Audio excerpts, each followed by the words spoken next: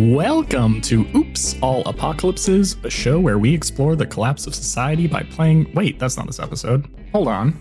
Welcome to Oops, All Talkpocalypse, a show where we talk about our show, where we explore the collapse of society by playing fun tabletop role-playing games. I'm your host, Stu Masterson, and I'm joined by my two favorite co-hosts. Oh, how sweet.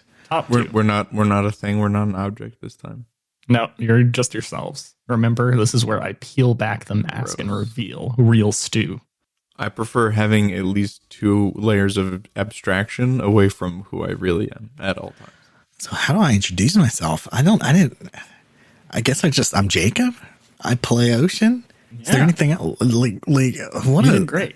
It feels so weird to not have some gimmick thing that I say after. It's liberating from my mind.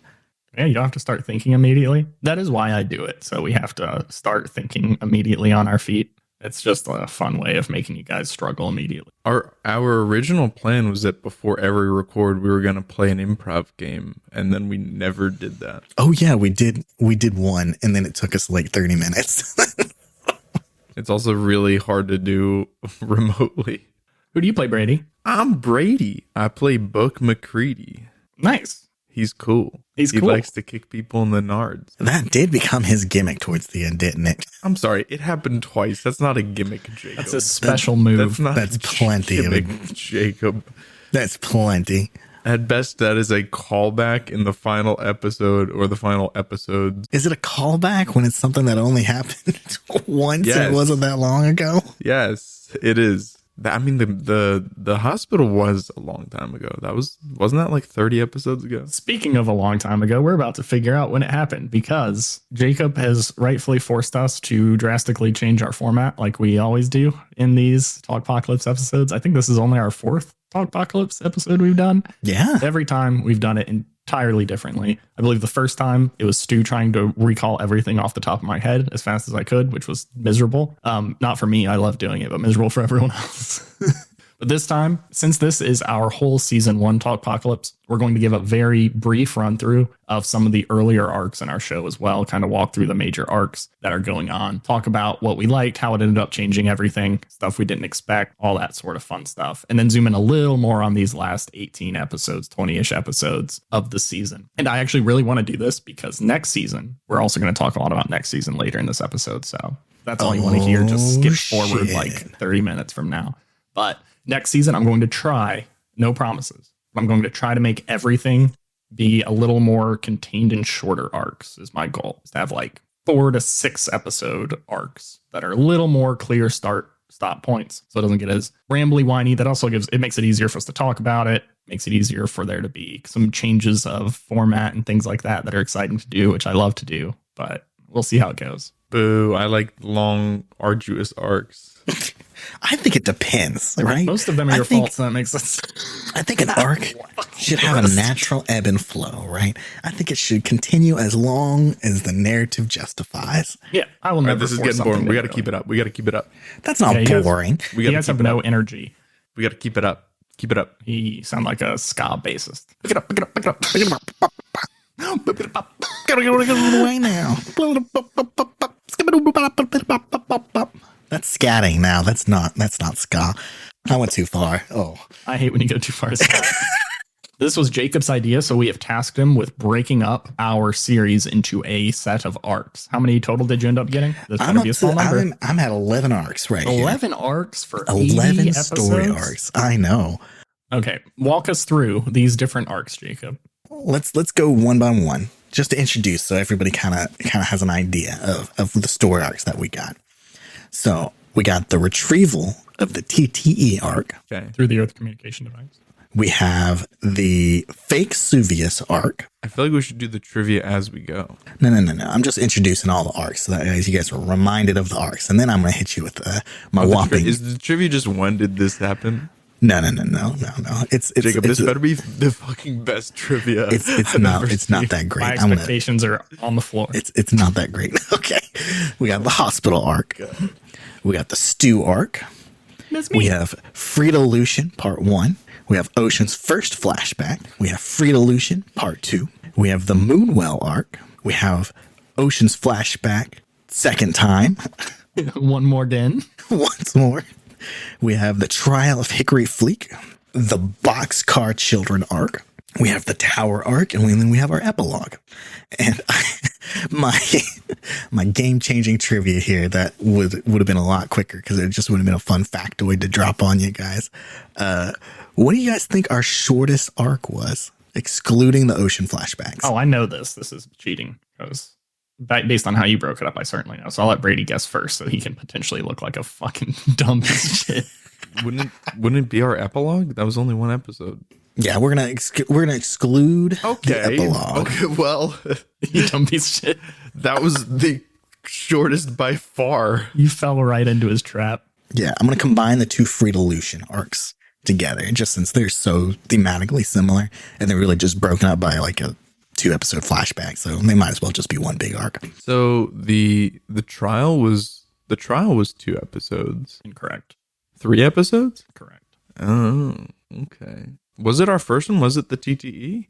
The trial is the correct answer with 3 arcs, but the question is ill formatted because your first flashback is actually only 2 episodes. So Yeah, I know, but I said excluding the Ocean flashbacks. Okay. I said excluding Okay. the Ocean flashbacks. I wasn't listening. Yep, trial shortest with 3. Okay. And what do you guys think our longest arc was? The stew. Ooh, that's funny because if it is the stew, it's probably not by length because one of those episodes is like 22 minutes, and then another one we do trivia at the beginning for an hour. No, this is just by episode count. I think stew is a great guess, but I'll try to be different to give Brady a chance of winning one, and I'm gonna say it's the final tower arc. Incorrect, actually. So our longest story arc, whether you combine them or not, or leave them individually, is the Frida Lucian arc at 12 episodes if you just count part 1, or 15 episodes if you count both part 1 and part 2. Holy Fascinating. Yeah, so that was our longest arc. Yeah, unfortunately, these are they're pretty fucking arbitrary. No, each of these have a clear story arc beginning and end. In season 2, I'll do better making them not be You should arbitrary. see one of the trivia questions, which should have been, which of our arcs was pure filler to buffer out our episode? Oh, we can talk about that. We'll talk about that here, actually, because we're going to do a breakdown story arc. We're going to talk about each one of these and then kind of go into a little bit more detail on the boxcar and the tower and the epilogue. You guys thought this was going to be us patting ourselves on the back for an hour. It's going to be us shitting on Stu for 2 hours. Yeah, but don't worry, I'm saving all my grievances till the end, and then I'm just going to reverse roast you guys. This is our last episode. We didn't plan on it. We thought there was going to be a season 2, but after we talk about this, We're going to be so mad at each other. After re-listening to our Halloween episodes, those were unfortunately the best thing we've ever done. no, I agree. By a pretty Those were far damn margin. good. Those Good were thing there's damn more good. of those coming out shortly, everyone. Stay tuned. But for now, let's do this quick recap. Well, I got to keep this quick. Yeah. So, retrieval of the TTE. I would say we've talked about this one pretty extensively. So, I don't think there's too much to add here that we haven't talked about before. I think the most interesting stuff I have already talked about a lot, especially if you listen to like our episode Exploder, was recorded or was exploding one of these episodes, and I go into a lot of detail about some interesting things. But I think the most fascinating part of all of this one is really just like an establishing arc, right? To get you guys familiar with some characters, make you go on an adventure, see some shit that's dangerous. I think the 2 most interesting things is this is where the entire Tower AI storyline gets kicked off, despite that not being at all my intention for this series. And it was just based on like roles from Ocean, like how he opened his mind, how he said he saw stuff, him running into these mysterious people and them ending up as being Robots. Some of books like Mystery Questions lead to stuff like this too. And then the second most interesting thing is this one ends with Fake Subies coming up, which was also not really anything planned. It was kind of related to that aspect of it. But it was really just because I thought it'd be funny that there'd be 2 different types of redneck voices on one which also caused books to shift from a largely rational individual to a conspiracy theory rambling crazy person. I will say, I think meeting Crandall and negotiating with him was our best episode of that arc. I think that was such a fun time. I think that was pretty, yeah. The introduction of Crandall was definitely probably my favorite part of that one. I think this is also the arc where I took the most agency away from any of our characters by making Ocean throw a shovel through someone. Yeah, you did. You stole that street. I thought it turned out great. Yeah. So our next one, Fake Suvius arc. The Fake Suvius arc begins with when Fake Suvius shows up, ends when he blows us to smithereens. Oh, yeah, that's a good stretch. I loved the ending where he blows up the server room. I thought that was very interesting. I liked you guys trying to like come in and ingratiate yourself with Hickory Fleek and then that all getting ruined based on those terrible rolls you had. I thought that God, that was so miserable. To me, that was the closest you guys were to like dying. I mean, I literally died though. Yeah, but you both almost died, which really would change everything. Because like you do have like extra lives in quotation marks with the system, but that'd be vastly different if you didn't make it out. Each option that's not your character's fucking dead is gonna change the way the narrative goes because it's changing a core aspect of your character. Coming back with like some kind of crippling wound, or you're weirder for some reason, or there's lots or the new playbook, right? That's another one. You come back with the new playbook. Yeah, that's what I did the last time. So I guess I died 3 times or just twice. No, just twice. You died 3 times. Yeah, it ends with Pompeii, which I think is probably one of my favorite episodes personally. Yeah, that was definitely a good one. I think that's one of our more action-packed episodes. You know, I've thought about it for as many shitty rolls as I rolled. I think I probably rolled the worst out of this entire game. Like the most full-ass failures with cataclysmic impacts on the plot. I think that was probably me. But I never died. Ocean never died. So I guess I never rolled poorly on the rolls that were life and death for me. Just for everybody you else. Pretty low sometimes, despite your massive gang size bonus and stuff like that. But you did get close. I did get very close a couple times. I got very close in the last one, actually. I think this arc, I think my least favorite part. That's what we should say, favorite and least favorite part of each other. Oh, yeah. We can do that. We can be negative Nancy's. Yeah. So my favorite part of this arc is definitely Pompeii at the end. I think that was very interesting. I do also really like the server exploding. I like how mystified you guys were about when you opened your mind and the 2 different AIs were fighting each other. That was my favorite character part, was you guys being like, what the fuck is this? I also really liked Book being super weirded out after he got a minor scrape in the psychic maelstrom. That was really funny. Stu, you're supposed to pick one thing. That was good.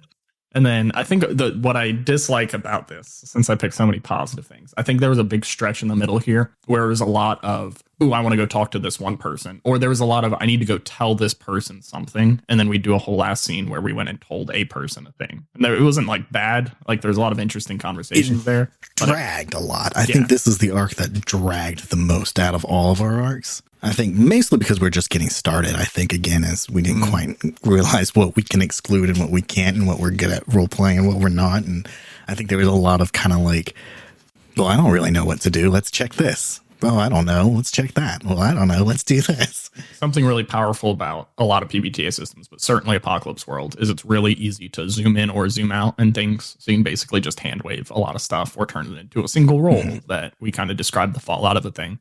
So I think we zoomed in too much during this one for stuff that wasn't particularly interesting. Yeah, I would say my favorite part of this, I feel like it was really good. Like we built a lot of anticipation in terms of like we knew something was up, but we didn't know what. And I think the payoff was really good. Oh, yeah. My least favorite part was that it wasn't a cheese monster. like I thought it would be. He really wanted that cheese monster. No, I wasn't disappointed. I actually thought the reveal was way better. But I was like, I really thought like this was like peak Book's mystery board also. Oh yeah, you're going like, insane. Where I was going full Pepe Sylvia and trying to figure out like what Stu was planning in advance, only to learn at episode 20 that he hadn't planned anything. And that's why it was so hard to figure out what was going on. I don't plan anything. So what's our next arc, Jacob? Our next arc is a really short one. The hospital arc. That was super 4-episode little mini arc kind of thing. My favorite part was kicking in the nuts. That was my favorite part. The hospital arc contains, I think, our single most hated moment by everybody I've talked to. Oh God. We've gotten so many emails about this part. I've had so many people tell me in person, oh my God, you guys are such morons. I hated this. I could not. My fiance actually stopped listening for a while after this because it made her so mad. And that was when Razor casually mentioned that he's been in communications with the tower, and we glossed over and ignored him because I guess neither of us noticed, and we were too busy cracking jokes. And then he died the next scene. Oh man, I love killing NPCs that had no important shit for you guys. That's like my favorite thing. Yeah. I'll always do that. So get that information. We got so much hate from that. That was good. That was a short arc, but it really packed in a lot of shit. That started with the fun spider fight that we've talked about a lot. That I think was very, very good. Oh yeah, the spider fight was awesome. I enjoyed that episode a lot. And then the hospital. My favorite part of that is that's when I first decided that elevators should have hold music as their sound. And made that sound was used a lot. This arc had honestly a pretty big ramifications on the plot too, because it was the first time we got like hints that Ocean had a past with the AI. It was the first time we encountered the AI. It was first time that Ocean was in a reactor. It had all of book actually had a lot of like psychic awakening stuff going on here, if I remember correctly. I would say I don't have any like least favorite parts for this section, but I do have two regrets. One is I do think the Nard kick was a little out of character. And my other regret is that Book didn't get to do the detectiving that Stu had planned because Ocean rolled so badly in the basement. Yeah. I would have really liked to do a detectiving. My poor rolls never ended poorly for Ocean. They just ended poorly for literally everybody else. Cause everyone in the hospital to die. That was Ocean's fault. It was. That was probably his biggest regret. I would say this is probably one of the few times where I actually went, oh no, I don't like the results of what's happening. I have to try to figure out a fun way of changing something. And it was very minor, but I was like, Crandall can't die here. There's no way Crandall can die here. So I was like, oh yeah, he's been in these tanning booths forever, and that's keeping all these nanobots at bay, getting blasted with UV radiation. That was wonderful. Crazy DM favoritism that he's never shown the player characters. No. Most DMs have like the DMPC that like steals the spotlight and goes off on adventures, and everyone hates the DMPC. Stu's DMPC, I think, pretty much always is just like a little gremlin man.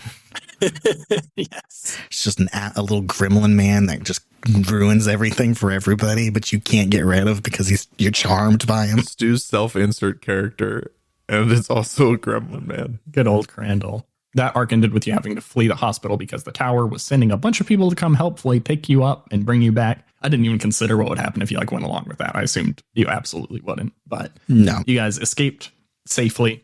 With all of your friends dead, pretty much. We still had Crandall, and we rescued that one guy. We did rescue that one kid. Who is still Maple's assistant. Yeah, we rescued him. That was Meanie, I think. The guy you kicked in the nards, we saved. Correct. I'm pretty sure it was Meanie as part of a very long Eeny, Meeny, Miny, Moreland joke. Yeah, and we never met the other two characters. Because Jacob killed everyone. It wasn't my fault. I do like that. Like you guys did. Sorry, last part for this one. We got to keep moving for a very short arc. But I also, to compliment you guys, I think you guys played up the part where you had real food for like the first time ever very well. Both of you. I don't know if you both were actually just hungry in real life, but both of you did such a good job. Always hungry. Like, this is amazing. It's very easy to just, for me to be like, oh, you've never tasted anything like this, but you guys had like a pretty long assignment. It was like, I want more of this stuff. It's like a good 10-minute period where we were just being like, man, this food, the crispness. Oh man, the real sweetness. This doesn't have that cardboard shrimp flavor. Okay, next arc, Jacob. Next arc, the Frida-Lucian arc. Frida-Lucian. What was the start and end here? The Frida-Lucian arc is we came back to town to figure out that Frida has sent us. She put up a mural. She put a video. Right. No, she made a video that she sent out to the town. That was basically an edited video that we left for Hickory for that. She modified to make it seem like we were declaring war on Hickory and essentially started a revolution. And we did a ton of investigating. How many revolutions did we do? Two big ones. Plus the tower. That's 3. That's 3. We did do 3 revolutions, but but this one ends with us going to confront Hickory, or I think we were trying to gather information. And then as we're trying to gather information, we get fucking annihilated by the tower, and we have a big long stand and fight them off and end up, you have your tense final confrontation with Hickory. And then we, it kind of ends by She's basically imprisoning him, and us essentially becoming the new de facto leaders of Book, essentially becoming the new de facto leader of the town. She blows up her dad. No, you blew up her dad. No, well, she told me to press the button. She did. She did tell you to hit the She button. blew up her dad. Anyway, yeah, that was a good one. That was a good time. Favorite part of this one was, I think, storming like our municipal building, and I think that whole part was really fun. That ended with a failure of a roll for you to disable everyone. That ended up kind of working. But that was my favorite. Yeah, and I think like I really liked that as an idea for what to do. Don't love that it failed, but it's fine. My least favorite part.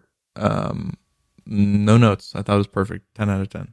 Honestly, probably one of my favorite little stretches. It's probably the most hectic and action-packed we've had. This one had two kind of interesting things. First, this was the first time we met Kara. Yes. We met Kara, and Ocean had his first little flashback, which I think I'm going to group the two flashbacks together just so we can chat about them. And we had Ocean's first flashback. We met Kara, and I think this one kind of ended interesting because it was the first little seam that was beginning to kind of show between Book and Ocean. And after we kind of had a discussion where Book was being like, we got to go kill Hickory Fleek and take control violently and all that, is when Ocean was like, wait, I don't think we should kill this guy. I think that's going to set a bad tone for what we're doing. But you are so pissed and full of revenge. Hey, do you still feel that way after our Corbin episode? But still, You guys got justice. No, I do think that was interesting. I think, yeah, this is the first time. There was a lot in the past that was Ocean more just being like, I don't know, but you're smarter than me, so let's do it. And this was the first time Ocean pushed back. Yeah, he got his first little bit of pushback where he was kind of like, wait, maybe I'm not dumb. Wait, hold on. This one was kind of interesting because we essentially Book was now the leader of Hamlet Opening at the end of this. Yeah. Like, he had completely brainwashed the whole town. I think the biggest thing is that the reveal of who Frida was is not satisfying in any way, which is, I'm not even saying that as a bad thing. I did that intentionally because you guys hadn't spent time to investigate and interact with that part. So I don't think it would be interesting, really, no matter who you reveal it is, unless it's like, oh, it was Book's sister that we didn't even know existed at this point. Or it's Callista wouldn't have been, the only person you knew who it could be was Callista, which wasn't interesting, really. That would be oh, yeah, the one person who it could kind of be. I thought the reveal was interesting. So, yeah, I decided to make it a new character with more impact. It could have been anyone, basically, when the series started. I didn't write this. Yeah, we didn't plan anything about it. Yeah, but I didn't plan ooh, this resistance leader is Hickory's daughter, and that's going to be a fun interplay and push back and give them an in to maybe push back against the town. It was really decided at that moment when you guys revealed who it was, and I was like, well, they didn't do any investigating that made anyone else more interesting. This seems like it'd be a cool idea. Can figure out more shit later.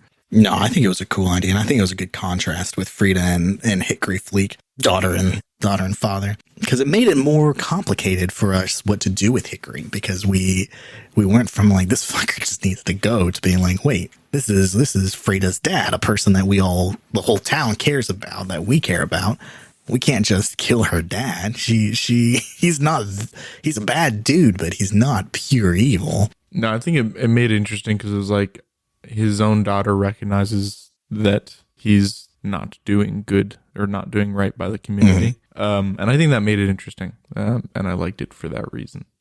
Okay, real quick. I want to talk next the Ocean flashback episodes. I'm going to lump both of them together just so that way we can knock them off, because they're kind of both part 1 and part 2 and the same kind of thing going on. And I think these were initially made just because Brady couldn't film and we were like, we got to get an episode out. So yeah, I was traveling for work 4 weeks in a row. So it was originally just going to be 1 episode, but then we just kept recording. Yeah, every time me and Jacob have done this, it's been we just recorded fucking 12 hours straight because we didn't want to stop. It was just so fun. Yeah, things just kept on happening. We're like, oh shit, we can't stop here. This is not a satisfying spot. So yeah, I love the Ocean flashbacks, honestly. I really enjoyed them. I thought they were a fun contrast to everything that we've seen. I thought it gave us a nice little look behind the curtain on what was really going on. I think it did a good job explaining why Ocean is the way he is. We still don't know where he came from, though. We just know he came from that rocket from the surface. So there's still a mystery there. And Does this include the flashback with the dam? yeah, I'm lumping them all together. I liked the dam one a lot.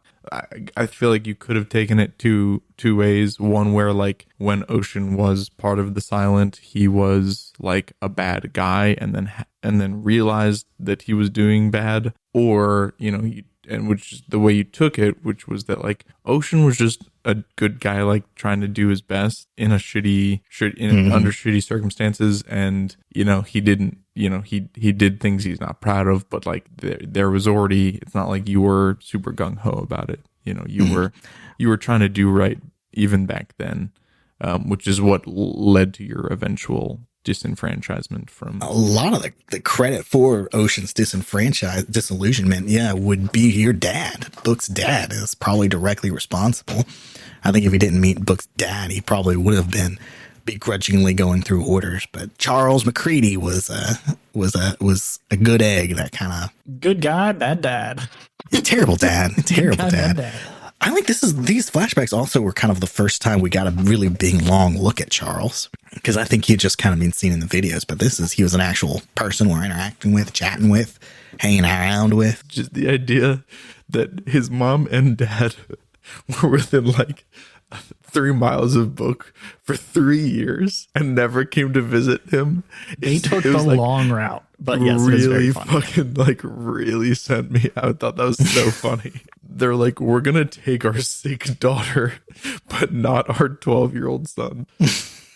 I think there's a real human thing where if you're so confident it's about to be an easier problem to solve, you put off stuff for way too long, right? Sure. You don't text your friend back for 16 months. Because, oh yeah. It'll be easier. I'll do it Monday. It'd be easier if I do this. You're like, when I text them, I want to have like a good reason to text them so that it seems more reasonable that I did the thing that I did. Yeah. How embarrassing would it be if they came by and be like, hey, we're about to leave again, Book, but we had a couple days here. Yeah. We don't have any idea how to get to the surface. You're like, it's great to see you, Book. Just sit tight, stay put. It seems like you're struggling to get by. I think truthfully, in a lot of ways, they couldn't, though. They were pretty locked out, I want to say. Yeah. You didn't really see everything they were going through, and they did take the like really long submarine route between areas that you got to relatively quickly because you were going through the cool tunnels. And we're the thing about we managed to get to the bottom of the moon well and do all these crazy things pretty fast because we are hardened badasses. And because Book had Heelys on. Yeah, exactly. Oh, we're not there yet. We're about to be there in 2 seconds. Let's be there now anyway. Oh, can I talk about my biggest kind of regret with a flashback? I think it ends really anticlimactically when Ocean loses his memories, just taking some pills and going to sleep. I really wish honestly, I wish I were a little poorer on a few other spots. I could have just been like taken out or something. I agree. Yeah, that definitely kind of sucked because you rolled so great during basically an escape we knew how to not work, right? Yeah, and then I kept rolling rocks, and I'm like, well, shit, where's the failure coming?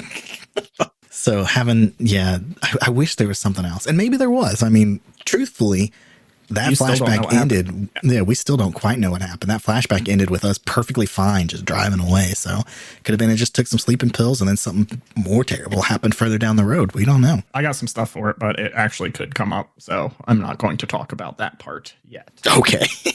On to the moon well then. Excellent. Maybe my favorite fight. Yes. Against the lizard, monster. Not the squid monster. The squid. I freaking loved that fight. I thought it was so fun. I thought it was like really, like the stakes were super, super high. I think we made some like we had really cool ideas for how to handle it. And we also like, teamwork was on point. The rolls were like good, but not too good. It was great. I liked that episode a lot. And I had no framework for like how you guys are going to deal with this problem. I had already decided there's going to be a massive, crazy squid with way too many arms living in all of the tunnels of the Moonwell. But I was like, man, that's going to suck. I don't know how they're going to get around it. Hard. Yeah, we ended up needing Fake Suvius he was in car mode by that point. Yeah. Yep. I did my favorite part. Spoilers, all my favorite parts are me being dumb talking to myself, but my favorite part was me playing through him trying to unscrew the cap on the bottom of your Jeep. And I just thought that was so much fun. I thought your favorite part would have been the DNA Dino DNA. Dino DNA part. Yeah, that was very good too. Except what was his name? I don't think we came up with a name for him. As a little Mr. Neutrino guy. Jacob was supposed to animate that and put it on our YouTube. I was. I need to. Then he moved twice. Moved 3 times. Oh yeah, we'll throw it in the middle here. I meant to say this up front, but now we know only our true fans will hear me say this. But thank you for everyone putting up with us, missing weeks and all that sort of stuff. We all had a ton of life changes in the last 2 years, honestly. In the last year as well. Yeah, the last year has been so crazy for me in particular, and I think for all of us. I know Brady's been traveling like a bunch. Like you constantly having new travel assignments that you're going to. I changed jobs like 3 times. I did travel work, so I mean that's not too abnormal. But then I moved completely. Moved into a house, did a ton of stuff, got a new job, hated that new job, got a new assignment on said job. It's been kind of hectic. I got my eyes lasered out. That was inconvenient. Yeah, Stu got laser beamed. And then someone was homeless for a while. I won't tell anyone else. I was just about to ask, are you still homeless? I'm only medium. I didn't want to bring it up because I was like, that one's really personal. I don't think we want our viewers to know. But then you brought it up. So I'm like, oh, fuck yeah.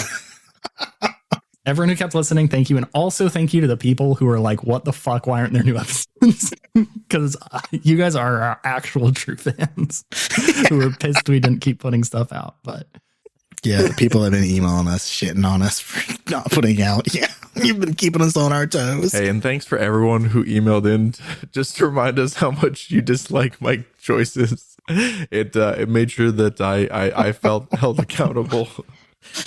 You made Brady better as a person. You guys bullied Brady out of doing that voice for Ocean for book. Nah, it was good. It was good. Needed to happen. Needed to hear it. No, wait, we're still in the middle of our recap. We're still in the Moonwell. Moonwell ended. There was a bunch of revelations, bunch of fun things came out once you even got to the bottom. I thought that whole chunk was very good, and that ended in a very exciting way because that's where Book crawled up first and was threatening to cut Ocean loose if you didn't tell him the truth. I think that was the kind of the climax of like in each of the story arcs. There's been kind of like slow seam forming in the relationship that's kind of gotten wider and wider, and I think this was the climax of that, where finally a Book has kind of had enough of Ocean's secretive bullshit, and we kind of had our first real, our final true kind of like test of our relationship. Yeah, I was originally annoyed by your choice to let go of the rope. Because I was like, fucking drama queen. Also, like, it's like you're kind of taking the heat out of Book sales a little bit, or the air out of, but then I really liked how it led to like the vision, and then it forced Book to save you, which made him realize like I'm not actually mad at this person. Yeah, Book, he's just had a rough time. Realize that, man, we kind of are bad for each other, but we're all we got. Could you imagine someone's threatening to kill you, and then you're just like, no, me first. It was so good. I love that part.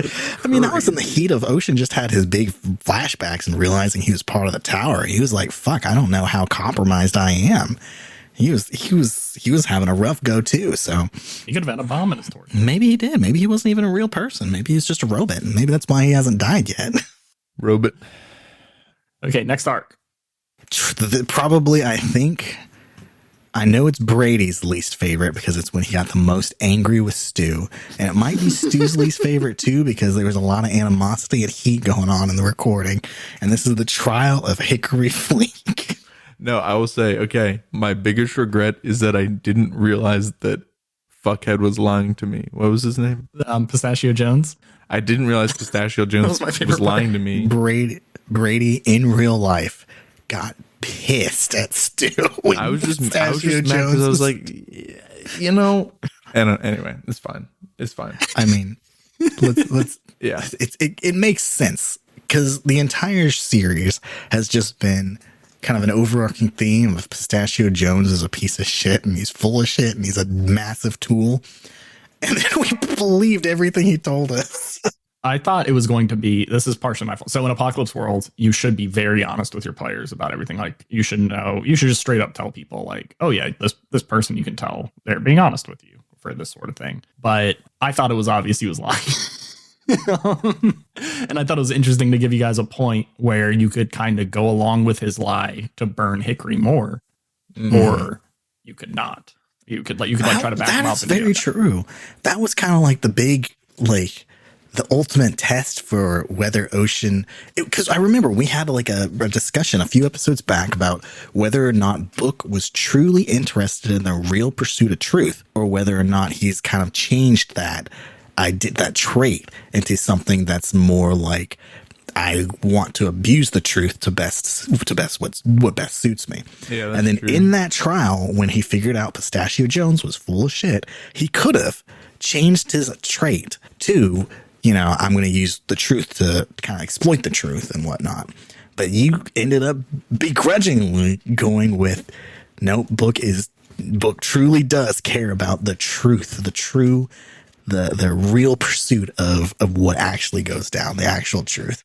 And I thought that was kind of a fun little character test and resolution. That's why I did it. And then also my favorite part is Brady credit and his revenge against me is I was like, I want this trial to be like 2 episodes, knock it out quick. We're done. And then Brady starts the episode we're supposed to do the trial by initiating a flashback to all of the investigation he wanted to do because he wanted to really investigate it. I was like, you guys already got all the info. That was one of our funniest things we've done in the entire series. That was a very good episode, though. That episode was great. That was my favorite part of the trial, was actually that episode where you guys flashback and got a bunch of info. I absolutely loved. That was probably my favorite like intros where we're playing up how excited we are for this trial and all this planning we've done for the trial. And then we start it and be like, instantly go into a flashback that's not the trial. Yeah, because I was like, Stu, you can't tell me we're actually doing crime related stuff now, and I'm not gonna get to investigate anything as a character who's supposed to be a detective. Yeah, and it worked great.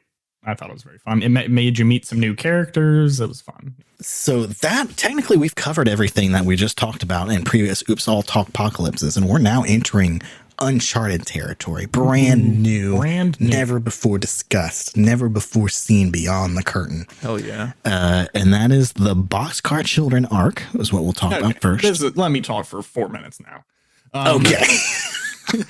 No, I love this arc. I like that you guys got to experience the Boxcar Children more and their wild shenanigans of random shit they do. I believe the first episode in this arc is Snakes on Me from the snake trap they have set up, which I thought was hilarious. I also really liked introducing the dichotomy of the kind of gender binary they enforce by of really just smart people and dumb people. It's wonderful.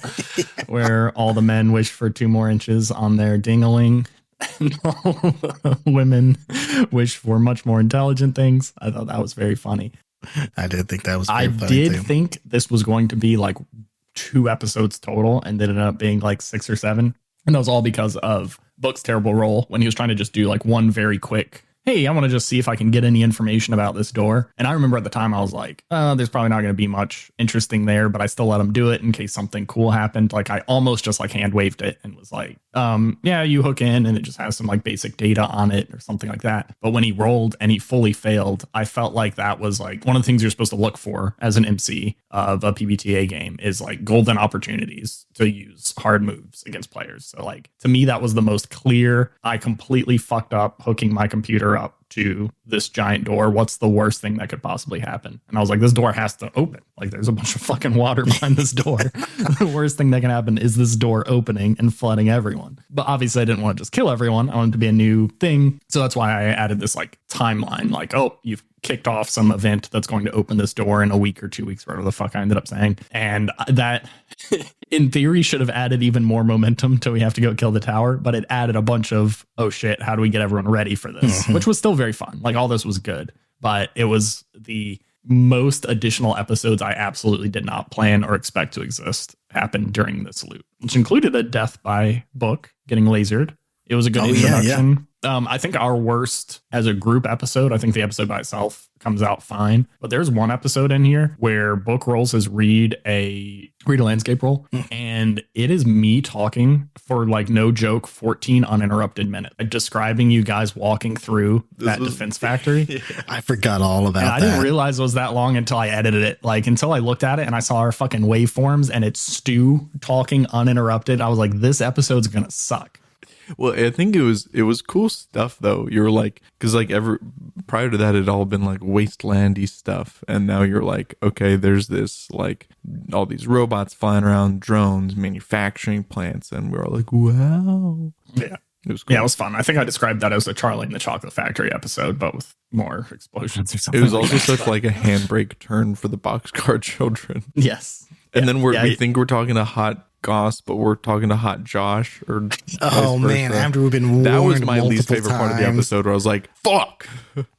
I misheard the name of one of the names that Stu told us specifically not to mess up. I wrote it down. I literally wrote it down. It was like a memento moment where you pull the God. bandage off your tattoo and it says, "Don't talk to Hot Josh." Yeah, God. That was so good. Yeah, I loved all the Boxcar Children women. They were some of my favorite characters. Oh yeah, they were a lot of fun. And then, yeah, you guys get captured and kind of break out, and that's where you get introduced to all the sword stuff. I loved that scene, which I think may have been kind of cut over 2 episodes, but the scene of you guys charging the swords to try to take them and Book That was successfully fun. getting it and then getting fucking lasered. Annihilated. I think my favorite part of this was at the very end when I was like, out of nowhere, it's just like, "Hey, cow tools," and you're like, "Yeah." Love cow tools. I just thought that's so fun. Just the idea Oh, that man. cow tools is Yeah, I like, don't know how we got this far without even He's talking like- about cow tools, but he's my favorite. he's like just this very Gollum or esque character who's like just following us around. I think all of us should close our eyes and describe what we think cow tools looks like. Do you remember when I thought he was a transformer Yes. and it was an Yeah, that was inflatable terrible. and it was an That was inflatable terrible. raft? That was awful. That was the worst episode. That was our worst episode. Was me trying to figure out what cow tools was, and it's a boy it's with just an like 30 minutes of inflatable you raft. being an absolute dick to cow tools. I thought it ended up very friendly. When I picture cow tools, I picture like tiny lanky kid whose like arms are way too long, and he's like I don't know. I kind of picture like a little bug man. Little bug man. Yeah, like he's kind of a little bug. Like maybe some of his joints go the wrong way. I picture like probably similar to actually. I kind of picture he's probably younger, probably in his late teens, maybe like 18, 17. I make sure I'm very lanky with Very like long pimply. limber limbs. Yeah. I imagine him having like very scruffy, like shaggy hair. I intentionally avoided children as much as possible in this entire series because I want to keep children out of danger generally in the media we do. I always picture him as a tiny little newsboy. Is all I picture. A tiny little newsboy. His little newsboy cap on him. Like an Oliver Oh, that's Twist. pretty Like, amazing. Yeah, "Come on, little blonde Oliver Twist is how I picture him in my head every time. Don't know why. You wanted to keep kids out of danger, but you put one kid into like a grain silo grinder. That was the worst part. Yeah. And we saved him though. You No, saved that him. was I fine. loved those. I loved the stew arc. I thought the stew arc. Which did we skip the stew arc? No, we talked Holy about shit, we did skip the stew Oh arc. my God. Oh my Jacob, god. you have one job. One job. No, we completely skipped it. We went from the hospital arc to Frida Lucian. it. The stew arc was great. We met the old fuck whose name I don't remember, whose name he know his didn't name. even remember. My favorite. It was the first appearance of the swords, too, in retrospect. Yep. You found the blueprints for him. I liked doing a little bit of sleuthing. I really enjoyed doing a little bit of sleuthing, and I enjoyed that was the one time that Ocean got really hurt. That was the closest I've ever thought I was going to be to Ocean dying. And then we got the video. That's when we found out that Book has a sister. That was freaking dope. Yeah, that was that too. That was probably my favorite arc. Loved it. But let's not talk about it anymore because Jacob forgot about it. So what's next? We are on now the tower. Right at the end of the Boxcar Children, I don't know which one you bucketed this in, but we have kind of our get ready to go episode. So that's like last call, which I think we did that get ready to go episode way better than all of our other get ready to go episodes. I thought it was less, hey, talking to random people, stuff like that. I think it was very good. Getting ready, getting prepared, making a plan and executing on the plan, I thought went much smoother. And then we get to the tower, which is my favorite arc by far. The ending, we just got better each time, I think. I know I literally just said the stew may be my favorite arc, but this one, I guess we can spend a little bit more time here since it's all new stuff. But I really loved the weird episodes we did in the middle with like starting with the CSI episode. I thought was really fun. I think that was maybe the funnest to play that isn't Jeopardy, which we'll talk about in a second. Yeah. But what do you guys think about the CSI? I'm very interested in your guys'. I really liked all of our little side episodes. I thought it was super funny. I loved every time the sounded getting played. I was cackling. No, I loved it.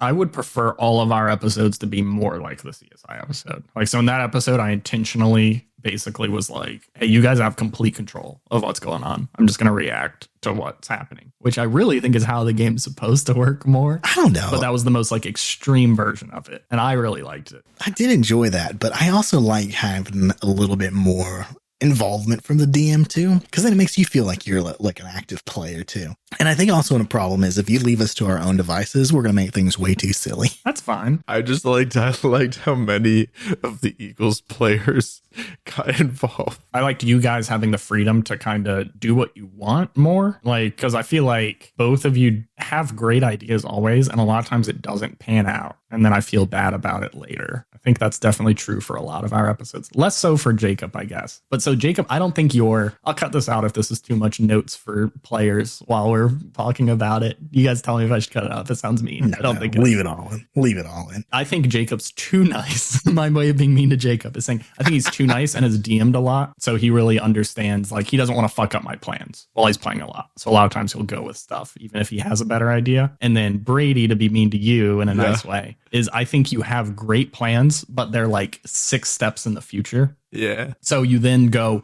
okay, I want to do step 1. And then when that gets fucked up, you're like, shit, fuck.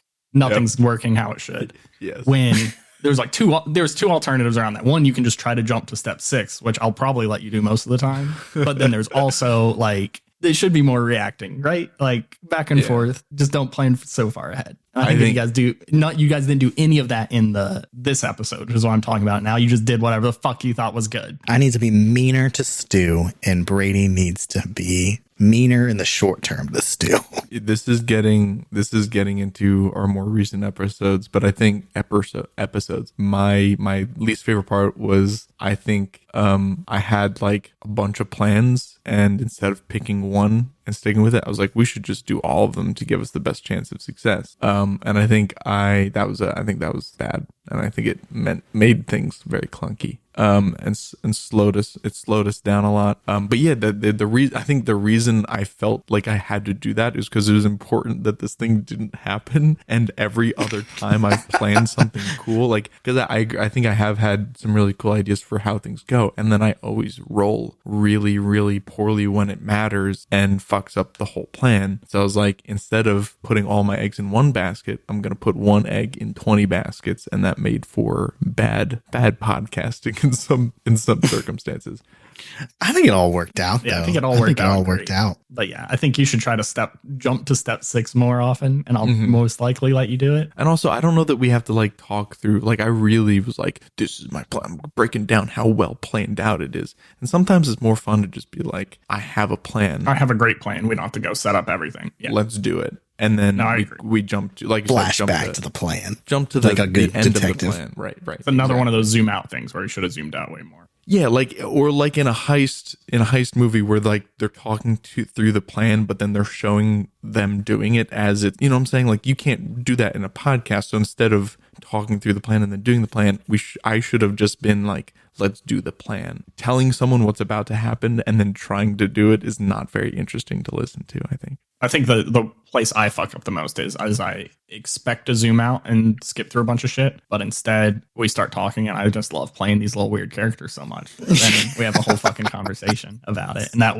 super slows things down. So that's my criticism of me. I make too funny, good characters.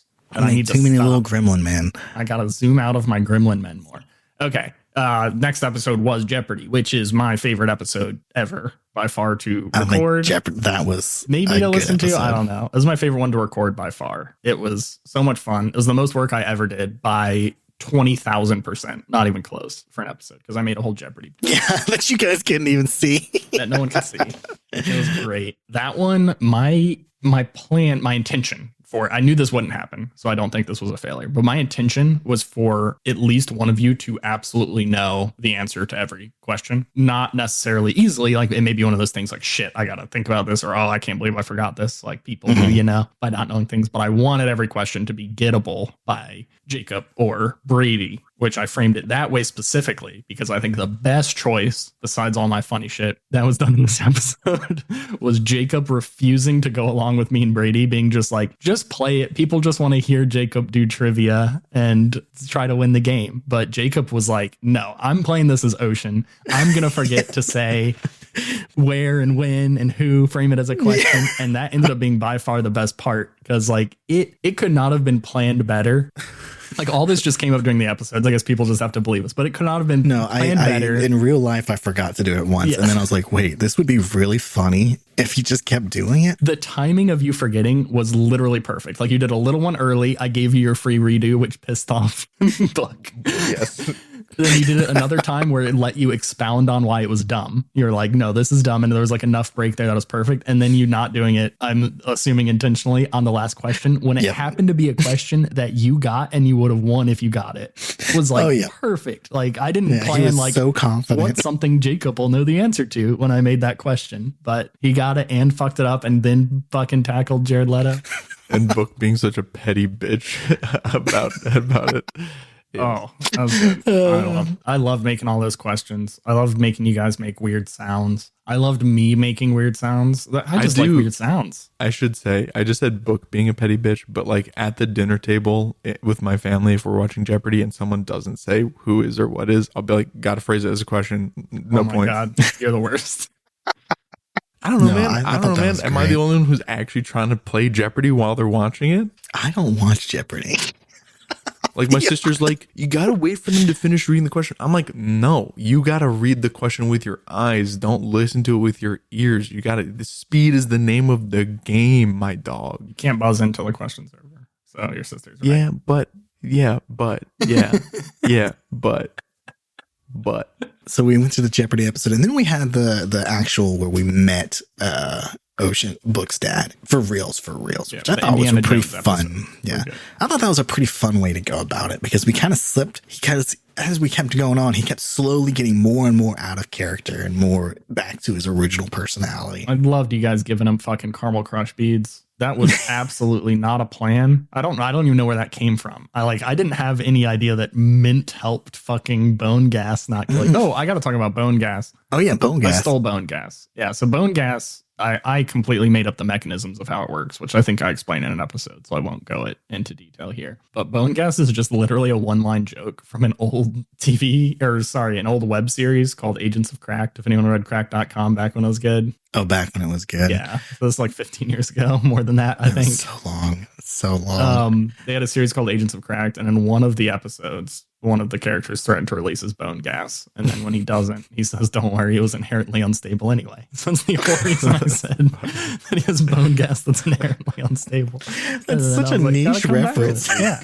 That's for no one. It's for only me, I think. Jesus Christ. Yeah, that's such a neat. That's the best kind of stuff to steal. Yeah. This stuff nobody else is going to notice.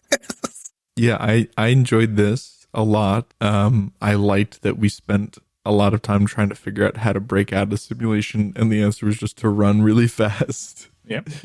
Worked great.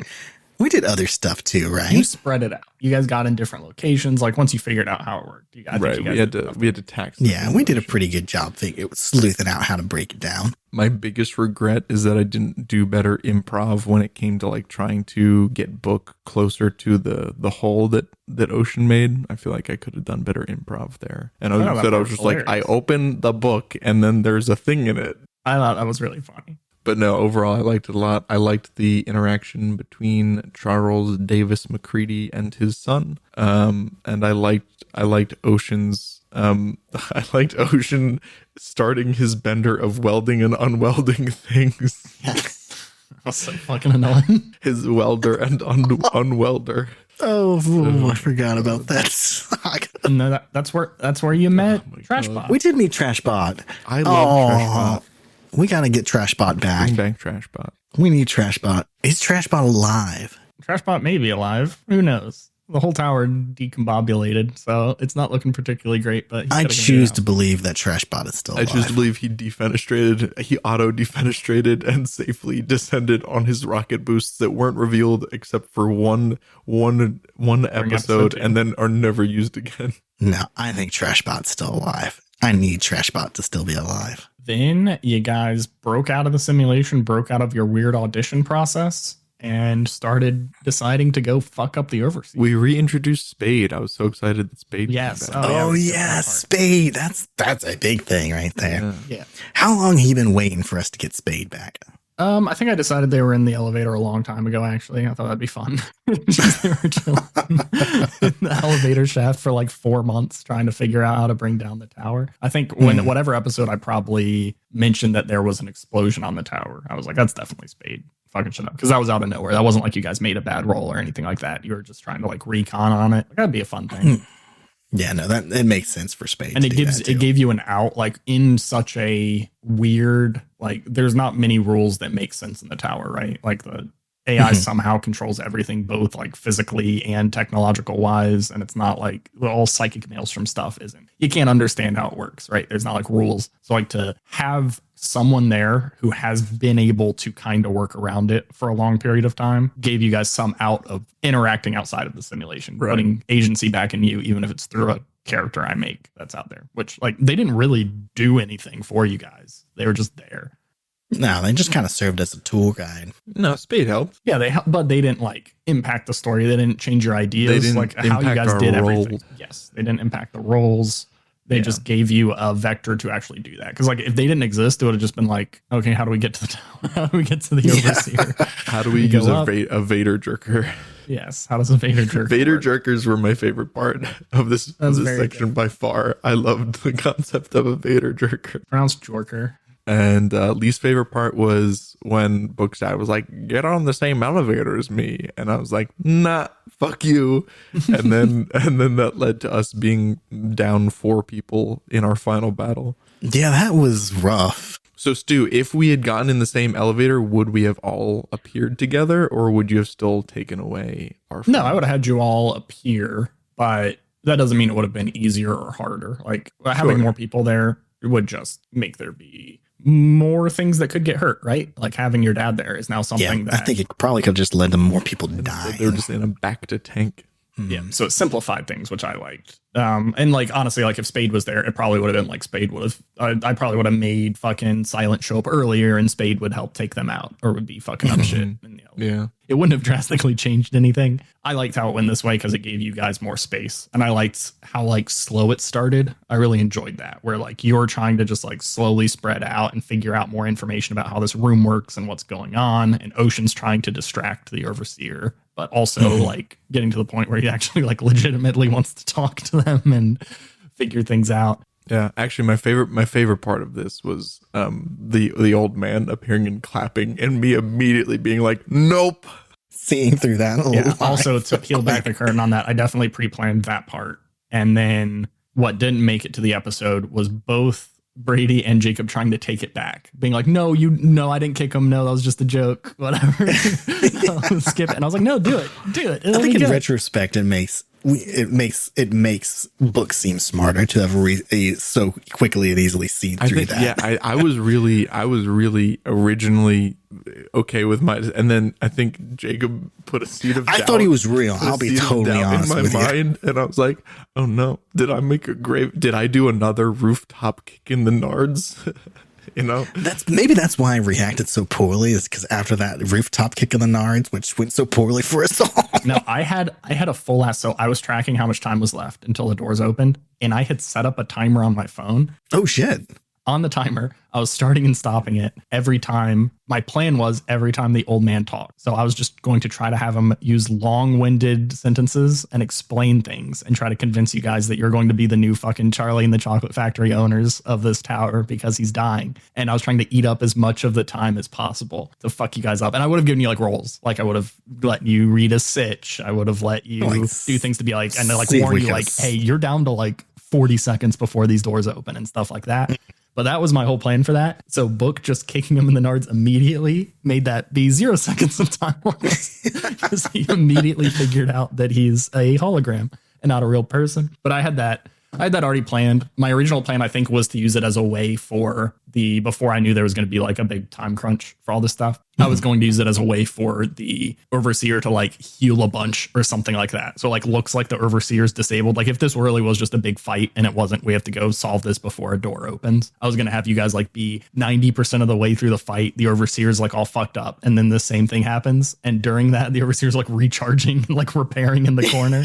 And you guys don't realize it until you pass some roll. Speaking of that, I thought it was fun getting the backstory of the Overseer too, and learning that it's not necessarily just like this evil, malicious thing. It's just kind of driven itself insane. Yes, thank you. That reminded me what I want to talk about during your flashback perfectly. So the Overseer was a challenging character because it's a robot, which is always hard. But I was worried. I'm really annoying with my bad guys, or as much as I love like over the top evil characters, I also feel like I give them a lot of like justifications for what they do constantly. You do. You annoyingly do. Annoying.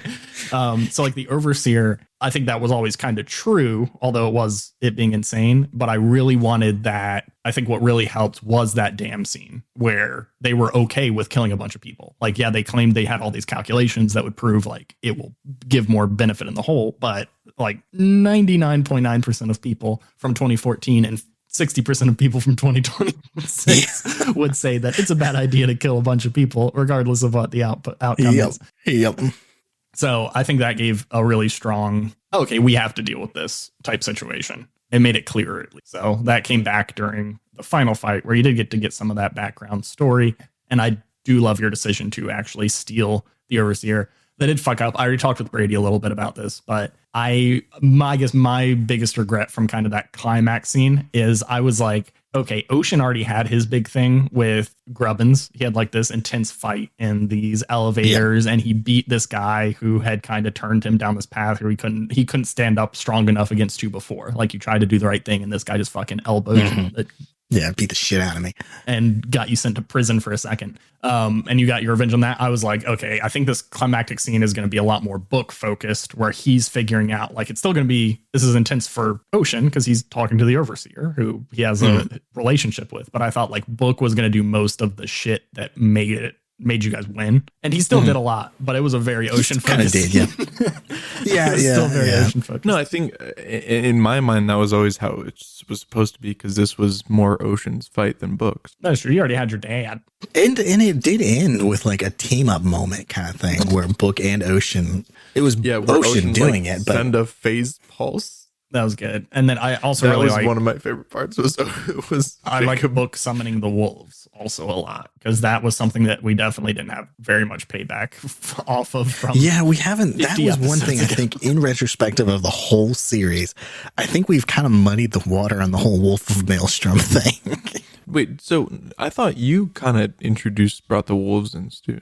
Yeah, but it was you rolling for something. You opened your mind to the psychic maelstrom to try to do something. And it summoned all the wolves, which I kind of view as, again, whatever people think is correct is true, not what Stu is. But I viewed the wolves as people who were kind of stuck in the like never-ending fucking TV show cycle, able to reach out with their things. So that's why I said like Book's dad was able to reach out and help you in the sewers. I think there was some line about him being one of those wolves. I don't know if does that mean Mike Wazowski was a wolf? Oh, Mike's not gone yet. He's going to still be around forever. I genuinely found him unpleasant.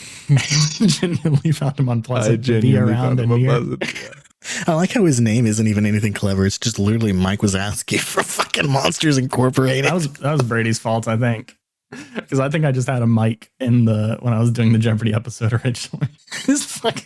What did he sort? Socks? I can't remember what he did. He had socks. I don't know, but he said, and I was like, it was so accurate to the shitty stuff that like someone who's been playing like the returning champion who's like told their 3 most interesting stories, and now they're like, I collect marbles that were held by orphans, and you're like, what? One time I saw Tilda Swinton. Literally. Like, did you talk to her? No, I was scared. Okay. With the AI, I had it in my mind from a long time ago. Basically, the first time we learned that there was an AI, and I was like, oh man, it would be so fun if the climax of this is me getting the AI on like a little thumb drive or something and tricking it to going in there. And I was like, oh, that is what I want to do. So I had it in my head. Spoiler alert for the newest Mission Impossible movie. They fucking stole my idea. It literally ends with them tricking an AI to go onto this thumb drive to trap it in there. I was so mad. I was like, what the fuck? That stole my idea that I have transmitted neurologically, I guess, over the brainwaves. It's because AI is parsing all of our chats, so they knew it was. Yeah, that's true. Yeah, that is a good idea. That's another fun thing. I think we're surprisingly relevant having an AI generated content farm being the villain. Yep. If we ended this faster, it would have been prescient. But since it took us so long to get to the end. Yeah, that's true. But we kind of hinted at it throughout the whole thing. Oh, for sure. Yeah. And then that's the end. You guys escape. We got our epilogue. You guys get out. I also think we did a much better job wrapping up everything, talking to people. We've done that poorly in the past where we waste like 7 hours talking to people, but we just had like a few quick conversations with people that were still good and touching. I got to fuck with Brady for a while, saying Spade had all this cool stuff planned. That was my favorite part. Brady was not like, hey, I want to talk to Spade. I was like, Spade shows up. So just fucking. Yeah, I do have a few regrets that I feel like there's a few more people we could have wrapped things up with. Ocean should probably have talked to Charles. Yeah, a couple, probably Callista. Callista was surprisingly a non-character in this series for such a big deal. Who was called out at the very beginning. Yeah, you guys didn't talk to Johnny Hertz. Johnny Hertz and Crandall will certainly be around in season 2, at least through the power of radio. Because they have a radio that you guys are going to work on being able to reach the surface with. So they'll be. Yeah. So that's my one regret is I wish we kind of wrapped things up a little bit with a couple extra other characters. But I still think we did a good job. And overall. I think it's good to leave some stuff for season 2 so that like people know that we're not leaving Hamlet opening entirely. So I think it's good to leave a couple of cliffhangers out there. Not even really anything made. Well, the dragon was a big cliffhanger. I liked the dragon. I'm a little mad that you didn't introduce the dragon when we still had the agency to do something about it. Yeah, that was good. I love doing that. Hey, that means the dragon can be dealt with in future seasons. I guess maybe this is a good transition to season 2, but there will be characters from season 1 still in season 2, definitely. It's not going to be everyone. It'll be the ones that we think are the most fun or make sense being on the surface, but we're going to figure out a way to get the characters up there. Our plan right now for season 2 is to have there be like a short time jump between where it ends and where season 2 kicks off. My idea, if the players are happy with it, is for it to basically be jump in time until you guys get the water elevator working again. So you can have a nice contact point to where you were. If you did ever have to go back down there, it wouldn't be a big deal. Wouldn't be some big side tangent, but you guys have spent some time, established something on the surface, and you're able to get people up there. So we can start basically with having that access available. No, I like that idea a lot. I think my one wish for season 2 is to kind of be able to use it as a new jumping on point for people. Yes. Considering I don't want people to be like, well, shit, we got to listen to 80 episodes. Yeah. Especially when I go back and listen to our first couple episodes, I'm like, woof. Yeah, I think it would be great for somebody brand new. You can just be like, hey, start with season 2. Yeah. And we're going to make season 2 jump offable. So yeah, we're not starting season 2 by all the shit we talked about saying, oh, that didn't get wrapped up. So sorry if that pisses anyone off, but we're not going to go, oh, season 2 starts. Oh, Ocean goes and talks to Book's dad and figures out these 3 questions. No. In season 2, Book and Ocean are not going away. They're not dying. They're still going to be around. But there's a fun little wrinkle involved. Do you guys want to talk about what that is? Yeah, the wrinkle is that we will be playing different characters, same universe, same time frame, but different characters. So one of the things that actually works surprisingly well in PBTA games is the ability to play multiple characters, which is odd. So the second season is going to way focus on the new characters more, but Book and Ocean are still going to be around. They're still doing their stuff. So we're going to easily be able to like jump back to where they're at. But the story momentum is going to predominantly be following these new characters, and they will interact at some point. That's going to be fun whenever the fuck that happens. I'm wondering how that's going to go down. Yeah, what I always tell people when they want to play multiple characters in PBTA games is actually make there be no reason for your 2 characters to want to talk to each other. in any way. So We could always have Stu try and do his impersonation of Book or Ocean. but yeah, we'll mostly follow the new characters. We'll probably find reasons to go back to Book and Ocean and kind of go, hey, this area, this stuff's happening and they've made this progress. Here's this challenge. But want to play some new characters, want to play some new playbooks. Still going to be Apocalypse World. We're going to continually, to the frustration of my players, use the newest released versions of the rules constantly, which there was just a recent update. There's a recent Kickstarter for making Burned Over, the version we were playing, like the official third edition. So there's going to be some updates probably during the season. It's pretty straightforward. It's been in playtest for a long time now, so I don't expect any drastic changes, but there'll be some little things we'll probably talk about because I like talking about the system. You guys want to introduce your characters at all yet, or are you still nailing it down? I'm still nailing down some ideas. I got some premises and some concepts for what I want to do, but I still haven't fully nailed it down. Okay, then Brady should not either yet, but it's going to be exciting. Wait, Jacob, you don't have a name yet or anything? No. Jacob. I thought it would be fun for it to do kind of like how we did in season 1, honestly, do a Decima episode. We're going to have way less setup episodes than last time, so no one be worried about that. We don't need 3 full-ass episodes explaining how the system works and all those other things, but we're going to do a quick little setup, session 0 type thing still before we kick off. But there's also some exciting stuff happening. Should I talk about this first yet, or do we still need to do some retrospective on season 1? That's what I was just about to say. How about we do our favorite episode, least favorite episode, favorite song, favorite episode title, Not our favorite intro. All our episodes, they're all blurred together. We just went through them. How do you not know them We all? just went through all the story arcs. Are we just talking about the last 20 or are we talking about all of them ever? All mine are in the last 20 anyway, so it doesn't matter. I think I've already hit on most of mine. My favorite episode is a 2-way tie, but one of them I can't say because it's too self-indulgent. No, your episode with you doing the radio and you is, yes, that's your favorite, and that's okay. I love That's that. one of my favorite. It's My a second great favorite. episode. My real first favorite, not my second favorite. My real first favorite is the Jeopardy episode, like I just said. It was just so much fun to record. I can guarantee from the statistics of the audio files, we've not laughed more in any other episode than that one. We were laughing a lot. And then my least favorite episode, I did also already talk about a good bit, but I think it's the one where it's mostly me just describing the box for children's.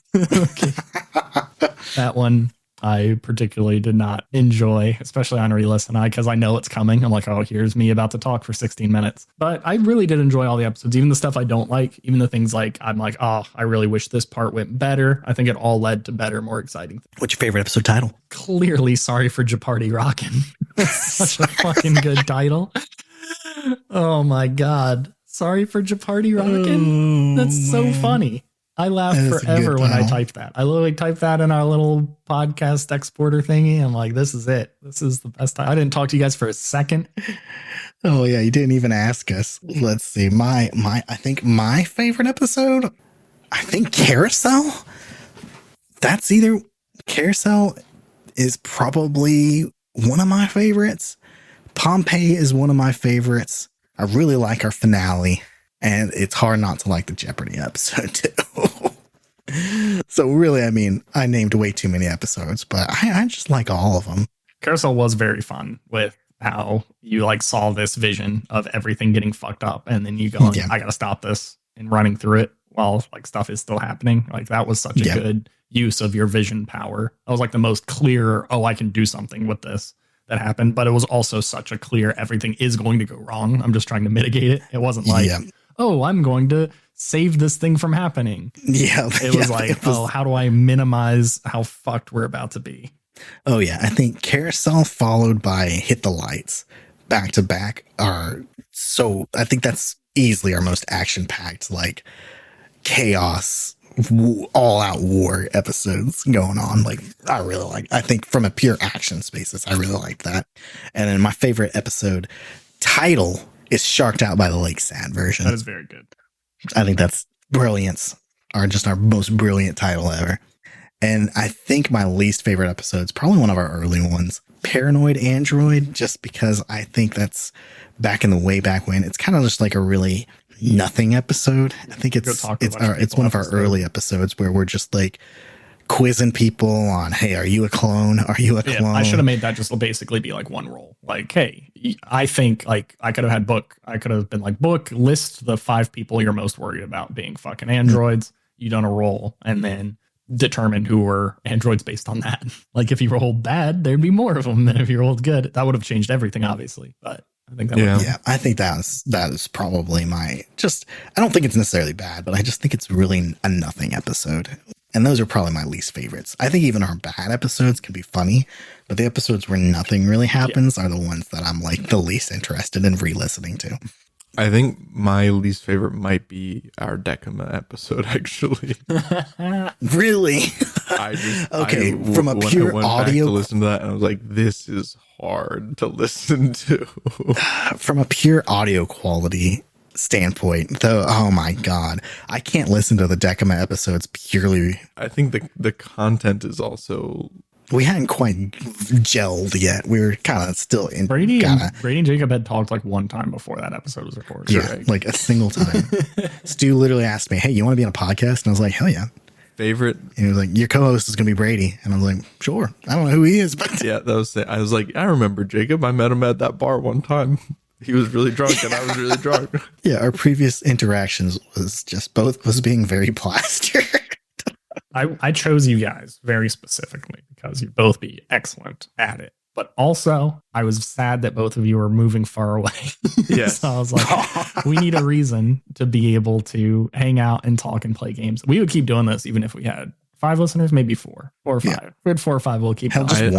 I used to look at the downloads because I cared. And I'm like, this is just an excuse for us to get together and have fun. Every time I look at them, I'm always like, oh, warms my heart a little bit. I'm like, oh. I'm always so surprised by how many people are listening. I'm almost always shocked. I'm like, why are people listening from these fucking countries? Look at it. I still don't know how people hear about our podcast because I don't either. We only told like a handful of people. Word of mouth. I love all of our international listeners. You're my favorites. Wow, don't tell me. Oh, he's playing favorites. I'm not afraid to.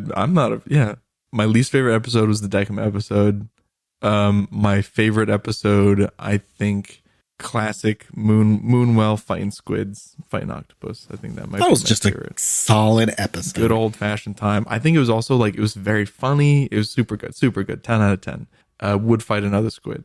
I think there's an argument to be made that all of our action packed chaos verge of death episodes can be our best. Because I think the stew episode. Oh, can I change my favorite? No, Jacob, I have to leave for my haircut in 8 minutes. Oh, well, it'll be real fast. I'm changing it. It's to the one where we blast the spider through the warship.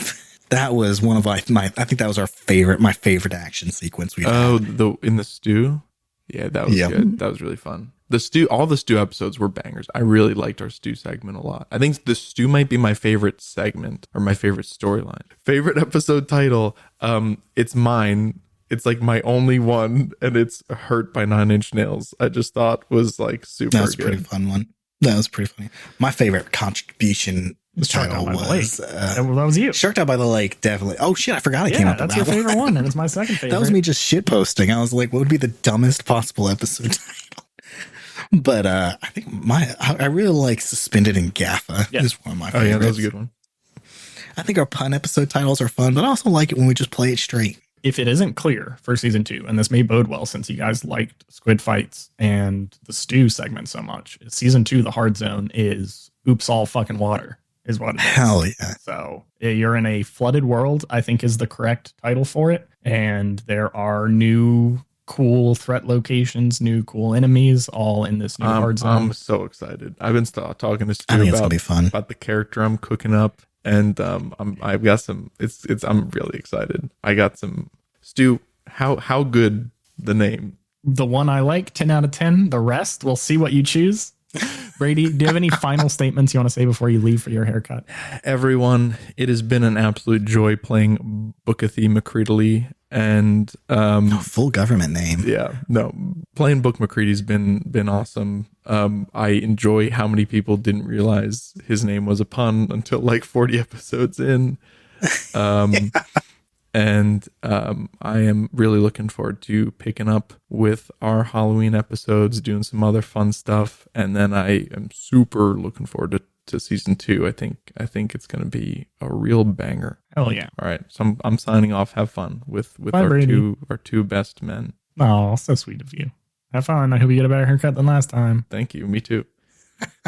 That sounds mean, but I don't even know what his last haircut was. So that could have just been, shit. I want you to go even better than before. So what I still did want to talk about, well, first, now Brady's gone, so we can fucking roast him. This fucker, this piece of shit, this horrible. Let's do our horrible least co-host. favorite book moments.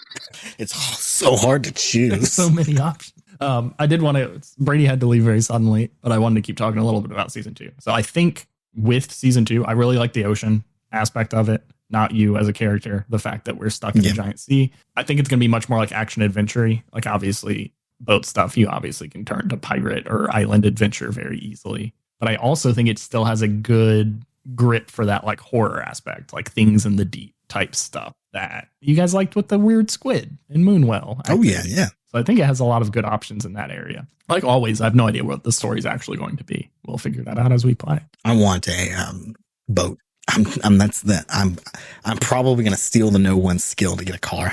I will guarantee you guys have a boat. 100%. I'm not making you swim in an ocean.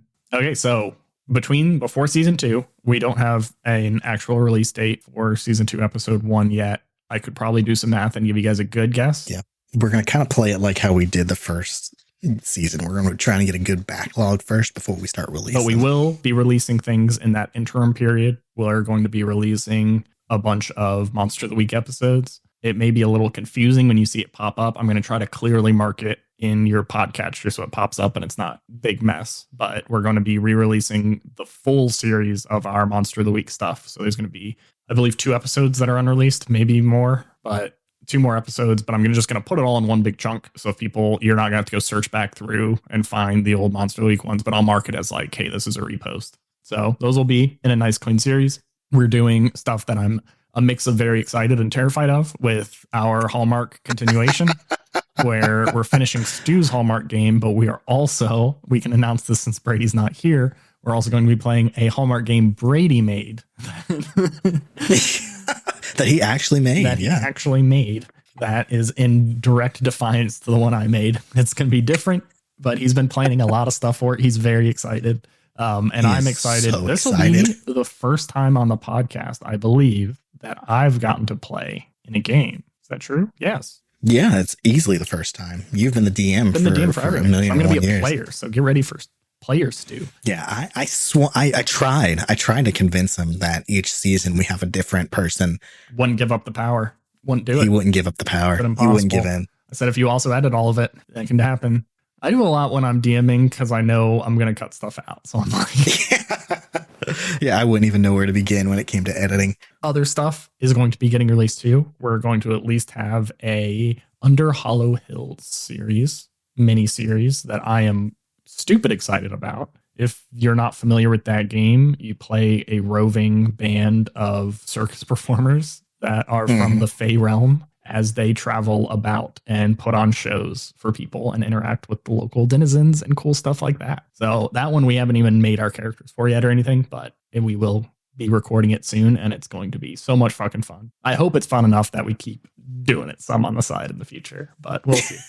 We're definitely open to that too. So let us know. Send us messages, send us emails, tell us in person, find us, do a smoke screen. As we release this new shit, if you like, I would love to go back to Chuck Hardy and Chuck, what's your fucking character's name? Jablonski? Yeah, Fern Jablonski. Fern Jablonski. There you go. And Fern Jablonski, we're definitely open to doing more in these series. We think the break's fun. And like Brady said, sometimes it's some of the best stuff we've ever created. So. We don't want to distract from the main story. We're still predominantly an Apocalypse World podcast, but we like doing these. If you guys have any PBTA systems you want us to play, just let us know and we can do spin-off. Oh yeah, also. I read them all the time. So if anyone has some favorites that they'd really enjoy, especially ones like maybe you haven't got the chance to play yet, but you're like, I'm really excited about this, and you want to just use us as guinea pigs to play a system that sounds cool in front of you, and you can hear me complain about any parts I hate. And it'll be great. It'll be wonderful. Well, this, as always, has been way longer than we expected. It always goes too long. Our Talkpocalypses always go too long. Maybe we should do slightly more frequent, shorter ones. I think that would be better. Like maybe if I'm successful in breaking up our next season into smaller arcs, we can do like a little mini 45-minute recap after each arc and go, hey, this is what I like, this is what I didn't like. Because I know this stuff some people hate. I love them. I like recording them. I like talking with you guys about it because we do talk surprisingly little about the episodes when we're not recording, because if we're all on a call, we're going to be recording. Yeah, I think it's good for us also as a retro to kind of reflect on our own. I love a lot of podcasts that have like Patreons. They have like a paywalled, hey, we chat about every single episode. So like every week they do a retrospective on it. And I always love listening to those. We're not going to do that probably, but yeah.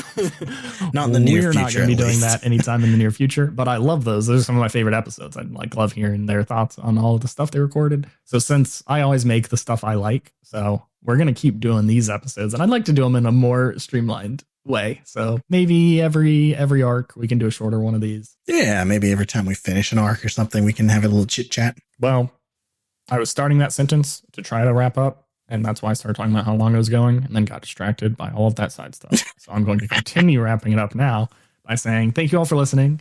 I'm so happy we were able to finish the season 1, and it's as good as it is. Fucking love it. Killed it.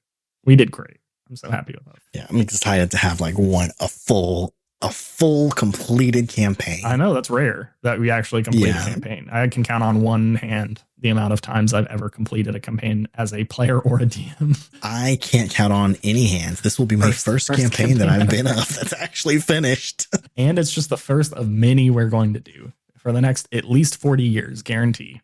40 years until we're old people, until we no longer have to pretend to do old man voices. We're gonna be like, I'm gonna play a young person today. Hey guys, dab on your haters. I'm a cool skater boy with a sword. Yes. Oh my god, I can't wait for our skater boy sword season. But for now, thank you all for listening to this rambling, hopefully 1 hour and 30 minutes after editing. Not a chance. Talkpocalypse, and we'll all see you soon in all these fun new series. So, love you, bye.